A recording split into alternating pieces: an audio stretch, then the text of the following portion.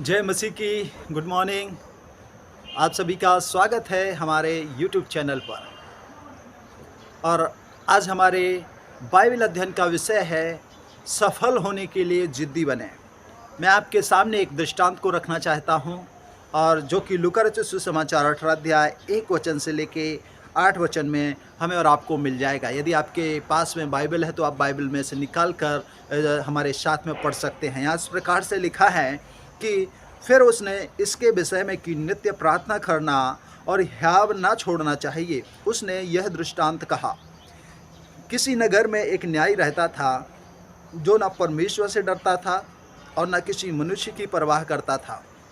उसी नगर में एक विधवा भी रहती थी, जो उसके पास आकर कहती थी, मेरा न्याय चुकाकर मुझे मुद्दई से बचा।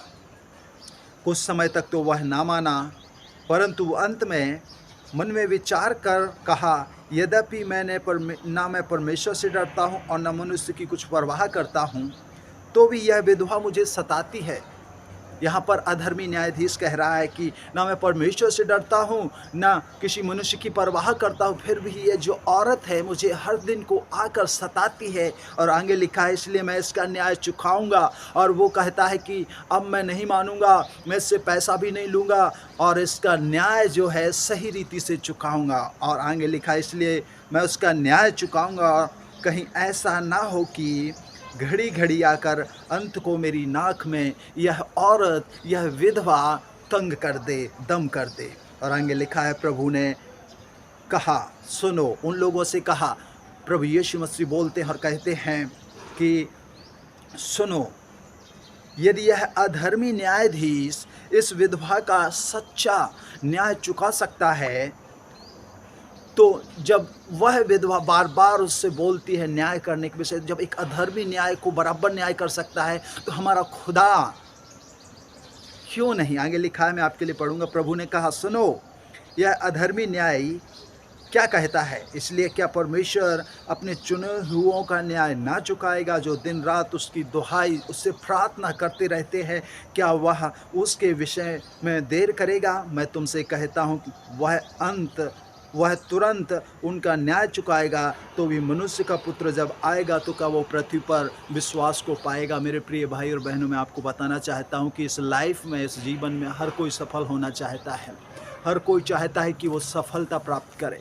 हर कोई चाहता है कि वो जो कुछ करता है उस काम में उसे सफलता मिले, उसका काम सक्सेस हो। लेकिन इसके पीछे वो कई एक योजनाएं बनाते हैं, कई प्रकार के योजनाएं, अपने बुद्धि, अपने दिमाग, अपने सारे चीज़ों से वो प्रयत्न करते हैं, लेकिन फिर भी असफल हो जाते हैं। लेकिन मैं आपको बताना चाहता हूं कि यदि आप सफलता पाना चाहते हैं, यदि आप कामों में सक्सेस होना चाहते हैं, आपको और हमें जिद्दी होना होगा। यदि हम जिद्दी बनेंगे, जिस प्रकार ये औरत है, वो अधर्मी न्यायाधीश के पास जाती है और कहती है कि हे स्वामी, हे राजा, तू मेरा न्याय कर। और वहाँ पर लिखा है कि वह बार बार जाती है और उसके पास जाकर कहती है कि मेरा न्याय चुका, मुद्दई से बचा। तब वह विचार करके, जब वह यह सोचता है, जब उसके पास अधर्मी न्यायाधीश के पास वो जाती, बोलती है मुझे मुद्दई से बचा, उसने मेरा हड़प लिया है और मुझे वापस देने से मना कर रहा है, और अधर्म रीति से। मेरे प्यारे भाई और बहनों, जब एक मेरा जो मुख्य विषय है कि सफल होने के लिए जिद्दी बनना है। यह विधवा औरत बार बार उस न्यायी के पास जाती है, वो उसे मना कर देता है। वो न्यायी उसको देखता है और कहता है, देखता होगा शायद, उसे जब बुलाया होगा, पूछा होगा कौन है ये स्त्री, कहाँ से आई है, क्या इसकी प्रॉब्लम है। उसने, उसके जो कर्मचारी हैं, उन लोगों ने उसके विषय बताया होगा, शायद स्त्री ने भी बताया होगा। और जब न्यायाधीश ने सुना, रे इसके पास तो कुछ नहीं है, इसका ना तो घर में कोई है, ये मुझे क्या दे सकते, क्योंकि वो न्यायाधीश जो था बिना पैसों के, बिना लेन देन के कोई भी काम, कोई भी सच्चा न्याय नहीं करता था, वो कोई भी न्याय नहीं करता था। और मैं आपको बताना चाहता हूँ कि जब उसने सुना कि इसके पास कुछ नहीं है, तो वो उसने बोल दिया, इसे भगा दो, दरवाजे से बाहर निकाल दो। लेकिन फिर भी वो है स्त्री नहीं मानी। जहाँ पर भी वो न्याय न्यायाधीश जाता, जहाँ भी वो न्याय जाता उसके पीछे जाती। वो उस रास्ते से जाता तो वो वहाँ पर भी जाती, उधर से जाता तो उधर भी जाती। आखिरकार उसने उसे परेशान कर दिया। वो इतनी ज़िद्दी थी कि जब तक तू मेरा न्याय नहीं करेगा मैं नहीं मानने वाली। और इसी प्रकार से आज हमें और आपको भी हमारे खुदा से चाहिए कि हम उसके पीछे चले, कहें प्रभु नहीं मुझे ये चीज़ चाहिए। आज हर एक काम सफल होने के लिए हमें जिद्दी बनना होगा, हमें प्रभु के पीछे दौड़ना होगा, प्रभु से कहना होगा, क्योंकि वचन कहता है जो बुराई के लिए हमें हट और जिद नहीं करना है। कई बार हम ऐसी चीज़ों के लिए हट और जिद करते हैं जो हमारे कुछ काम की नहीं है।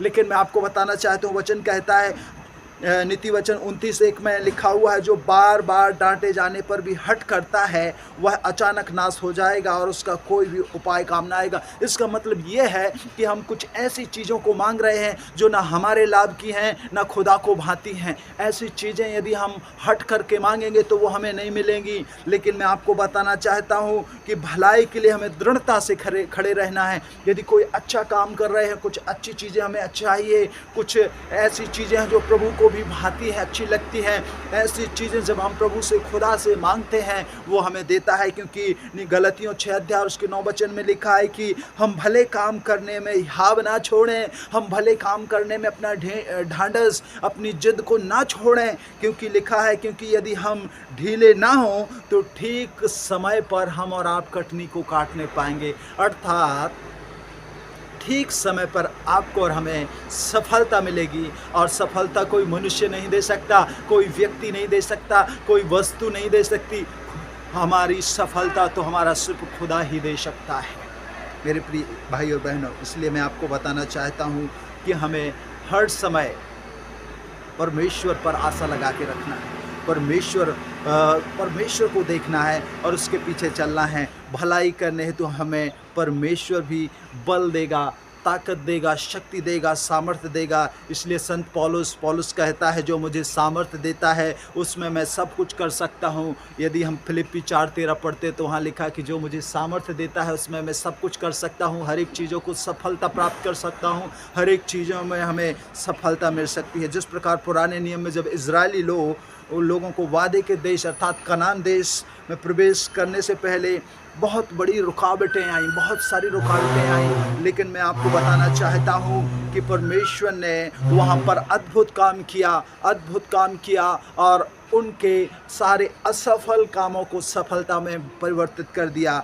आज मेरा परमेश्वर, आपका भी परमेश्वर वही कार्य आपके और हमारे जीवन में करेगा। लेकिन ज़रूरत है हमें और आपको हमेशा जिद्दी बने रहने की, वो भी भले कामों में जिद्दी होने की, ना कि बुरे कामों के लिए। यदि हम बुरे कामों करने के लिए जिद्दी रहेंगे हमारे काम सफल नहीं होंगे, और यदि सफल भी होंगे तो आगे जाकर हम गड्ढे में जाकर गिरेंगे और हम नाश हो जाएंगे।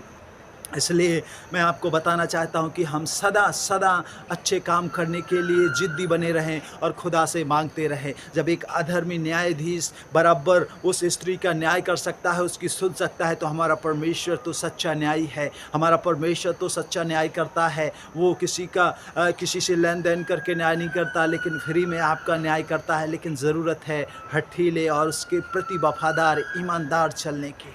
प्रभु आप सबको आशीष